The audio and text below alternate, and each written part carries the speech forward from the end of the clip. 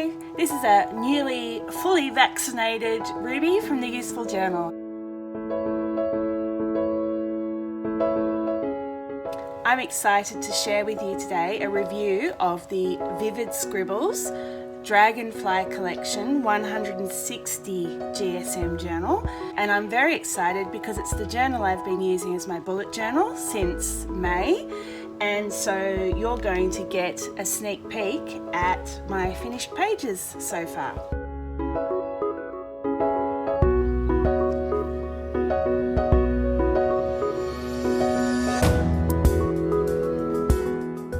The box is really lovely. It's a decent weight card. Inside you get 3 pages of planner stickers, which is a nice touch that match the colouring of the journal. You also get, this was the belly band. Nice little touch on the belly band. It has details about the journal. Then a thank you card. And interestingly, and interesting because of what I'm going to talk about later, but they have a feedback card. It's wrapped in paper, and then of course you've got the journal. So, very nice box. Very happy with that. So I've got washi tape everywhere at the moment because I'm doing some washi tape spreads. They have their own website and an Amazon website. It's a US company, but I suspect that it is made overseas. I'm not sure where, but since most journals seem to be made in China, I would suspect in China. The blue and green Dragonfly journals seem to be linen, and the illustrated ones like this, there's 2 of them, are definitely satin card.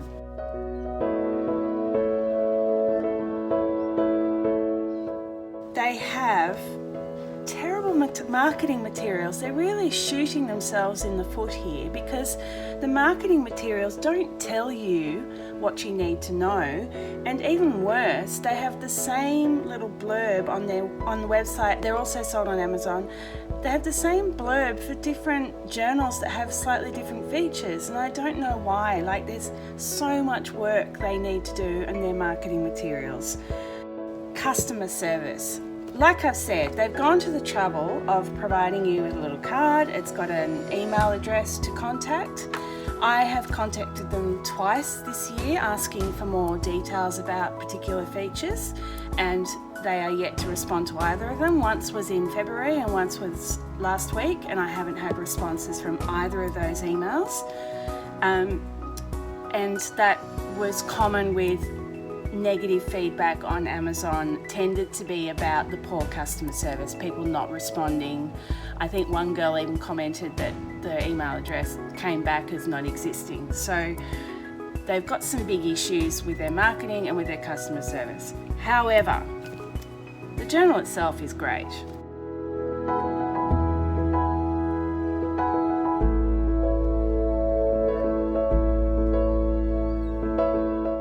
So, really nice journal, lovely cover design. I've got quite a few journals now, about 16 of them, and this is the heaviest. It does, however, have 200 pages, which is more than all of my other journals. 160 GSM paper. It's most comparable, I would say, to my pink mackerel journal, because this one is 192 pages and it's 160 GSM. The pink mackerel one weighs 580 grams. It's also got an extra 8 pages that are unnumbered, that are the index, and additional pages like that. It's 625 grams, is a reasonably significant weight to carry around in your handbag. It's slightly longer, which may account for the extra weight. You get 1 extra row of dots. There is some creasing on the spine. I've been using this since May, so May, June, July, so 4 months, and the spine it's because when you open it, it gets a fold. It doesn't appear to be problematic. The spine isn't splitting, so perhaps it's going to be okay. I can't say yet, but it's holding together so far, but there is potential for that to it's a weak spot, and there is potential for that to become a problem with this kind of hardcover finish. The card cover on this one does get marked, but I've found that I can just use an eraser to rub it off and it comes off. And it's clean and white again, so that was a bonus.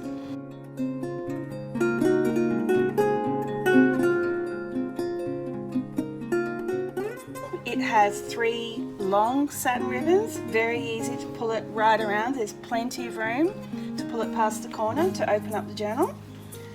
It has a pen loop. I will note the pen loop is quite loose, like if you put a normal pen in there, if it doesn't have a pen clip like that, then it'll probably fall off. It may be sized like that for fountain pens, but which it is a bit snugger on, so maybe they were sizing it for fountain pens. It has a pocket in the back. It's a fairly good pocket. It comes with the 3 sheets of stickers, as I mentioned. I don't know, I doubt that the journal has any recycled content. It's one of the questions I was trying to ask them and they've never responded. And I also don't know if it's forestry, from a sustainable forestry source. Because they don't put it on any of their materials, I assume not. So I'm going to say a no for recycled material in this or the box, and not FSC certified either. Now, markings. It has a plain inside cover. It does have a belongs to page. Very faint white line on that. I did my intro there, I don't know why, but I did. Then they've got a key page. They've got 3 pages of index, which is quite a lot. I'm not a big user of indexes. I decided to use it because it was there, but I don't use index a lot. But if you are following the bullet journal system, then you may use your index more than I do. In the back, which is unusual, it's got 2 pen test pages that are blank, like they're not dotted, they're blank, and so I ended up doing my pen test on one of the dotted pages just to make sure it was the same paper. It has page numbers. I'll go to a blank page, so it's got very small page numbers. The dot alignment across the page is quite good. There's only ever a very slight variation of maybe 1 millimeter, and you can see here this page has a very, I'll do a close-up, but there's very slight variation of 1 millimeter on that page. It really doesn't stand out as an issue. Now, when I first opened this journal, I was like, oh my gosh, the dots are so dark.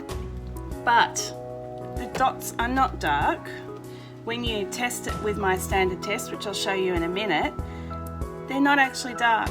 They're the same colour as dots in other journals. What I have noticed though is that they're bigger. And because they're bigger, just slightly bigger dots than I see in other journals, you notice them more. I've actually come to live with it. I was really worried about it when I first started using the journal, but I really don't notice it at all now.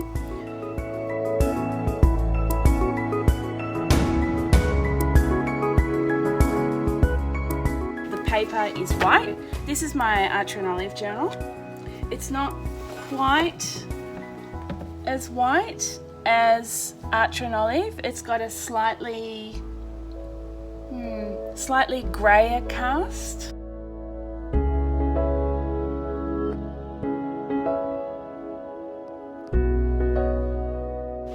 Here's my pen test, the standard pen test I do in all my journal reviews. There is no ghosting or bleeding in general. There is a very light shadow for the Stabilo 0.88. That's quite common. It's a very dark pen, this one. It's a kind of a dark purple, and it does tend to show in some journals. It is very, very faint though, so not a problem. And the only other ghosting is from my Inkstand, which has ghosted in nearly everything, and my ultra fine Sharpie pen, which is the really small tip. The ink dries, so I do a drying time test, and the ink dries fairly quickly, just under 10 seconds, which is better than most journals. So the paper has good absorbent qualities. It gets a slight smear from watercolour, and not bad, but it's better to do your highlighter before you write. It erased very well. There is no shadow left on the page from using a 2B pencil.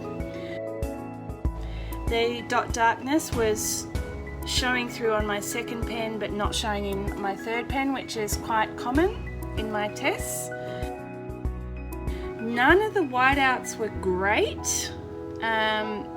Common on quite white paper. The paper is smooth. It's good with a fountain pen. You do get slight feather though in the writing, so it's not designed for fountain pen use. It's not a coated paper, so that's something to keep in mind. Now, can you see that patch there? That was a month where I did watercolour, and it really does cause the page to crinkle. There's not a huge amount of watercolour there, but obviously I used too much water. I've used a fair bit of water on that page. Again, you can see the crinkle there. Let me see. There's another watercolour. Here's another page with a bit of watercolour on it. Not much on that page, but still getting a crinkle. And what I unfortunately noticed with watercolour was so it's fine, a lot of these journals are fine if you go quite lightly with the water use. If you put too much water on, the colour does tend to bleed through, and that's definitely what happened in this journal. So I was painting this picture here and put too much water on this page, and it leaked through and ruined the page before it. So I've got colour coming through. The yellow came through from the page up before, and it made these Tombow pens bleed onto this page. And I didn't originally want to have those little red birds in the picture, but I had to add them because the red had come through from the Tombow pen. So a bit of a disaster, but hey, you can always fix things up.